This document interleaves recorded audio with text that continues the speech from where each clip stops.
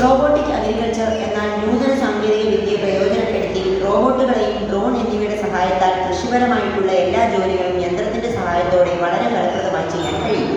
ആദ്യമായി അഗ്രികൾച്ചർ രംഗത്ത് 1980 ജപ്പാനാണ് കീടനാശിനികൾ സ്പ്രേ ചെയ്യുന്നതിന് ചെയ്യാൻ പറ്റുന്ന കാര്യങ്ങൾ. 1. മണ്ണ് പരിശോധന.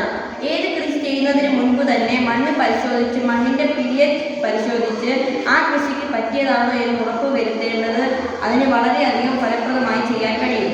2. കളകൾ നീക്കം ചെയ്യുന്ന ജോലി.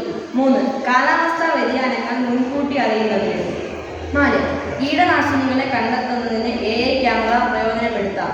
5. GPS സംവിധാനം ഉപയോഗിച്ച് റോബോട്ടുകൾ ചെയ്യുന്ന ജോലി പാകമായി ഫലങ്ങൾ എന്നിവ കൃത്യമായി കണ്ടെത്താം.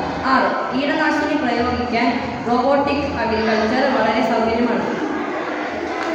ഇന്നത്തെ കാലത്ത് ജോലിക്കൂലി കൂടി നിൽക്കുന്ന സമയത്ത് സമയം ലാഭിക്കുന്നതിന് ചിലവ് കുറയ്ക്കുന്നതിനും ജോലിക്കാരെ കിട്ടാത്ത സാഹചര്യത്തിലും റോബോട്ടിക് അഗ്രികൾച്ചർ വളരെ ഫലപ്രദമായി ചെയ്യാൻ കഴിയും.